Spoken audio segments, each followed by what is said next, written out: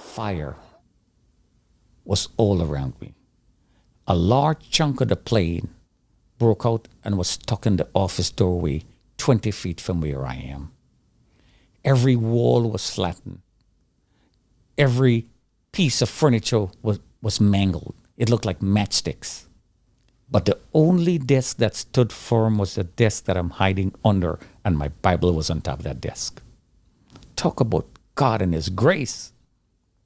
The ceiling above me all collapsed and started caving in. And I was hovering right over the desk. And I'm like, I'm going to die. One way or the other, I'm dead. I'm going to get burned because there are flames all around me. I'm going to get crushed because this floor above me, all steel beams, going to just cave in. I'm going to die. The sprinkler system came on, and all the cables that are hidden in the ceiling, they got exposed and they were short-circuiting. And what you didn't see on TV was the air pressure was so great, it was sucking everything out from the window panes. You can hear the sound. So all that paper that looks like confetti and people, chances are, you see jumping, they were probably sucked out. It's like the movie Aeroplane. The window is popped, you're mid-air, and everything is just sucked out of the plane. It was a scenario like that. So I'm screaming, Lord, I don't want to die. Please, Lord, please send somebody to help me. I don't want to die. I want to go home to my wife and our 2 girls. Who's going to take care of Jenny and Stephanie and Caitlin? And I'm crying out to this invisible God. And for some divine reason, one person later told me he was coming down the stairs with a group of 6 other people. And when they heard me scream, the rest of them ran back up and they made a wrong choice. But this one man stopped to investigate. And he had a flashlight shining it all over him like this in the air. And I saw that light and I'm screaming, wait for me. And even though the man was responding, I'll wait for you, I couldn't hear him. So I started to crawl. I'm dodging all the cables that are short-circuiting. I'm looking at the flames and crouching. And I'm holding on to the mangled furniture because I don't want to get sucked out by the air pressure.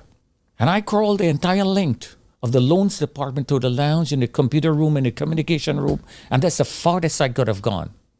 One lousy drywall stood intact. One wall, 10 feet. Why that one wall? I always ask the Lord. And that man behind the wall, he's screaming, bang on the wall, I'll know where you are. I'm banging on the wall. He says, climb over. I can't do it. Climb over. I'm going to catch you on the other side. Hollow ceiling. It had part of loose ceiling and pieces of sheetrock hanging all over me. I can't do it. You got to do it or you're going to die. I jumped the first time, tried to grab on, and I missed. And part of the hanging loose sheetrock caved in, and trying to prevent from hitting my face, I raised up my hand and a black sheetrock screw went straight to my palm. God, I'm in worse shape than before. What happened? A nail pierced my hand. He says, you got to bite it out and try again. I can't do it. You got to think about your family or you're going to die. You got to climb over. The man said, is that nail attached to a piece of wood? I said, yes. He said, hit the wood and the nail is going to come out. I hit the wood, the nail came out, and the hand just ballooned. And I don't know why. I start caressing this wall. I can't hear you. What are you doing? You're going to die. I'm caressing this wall. And I can hear in my head, I can do all things through Christ who strengthens me. And I made a fist as tightly as I could. And all I remember did like this. And my fist passed right through that sheetrock wall. If you ask me to do that today, I would never be able to. I've never broken a piece of wood in my hand. The man grabbed my fist. He says, I see your hand. I see when you see my head. He yanked my body through. And I punched.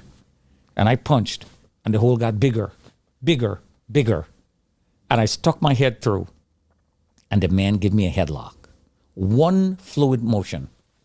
And he pulled with such force. And I flew over that wall.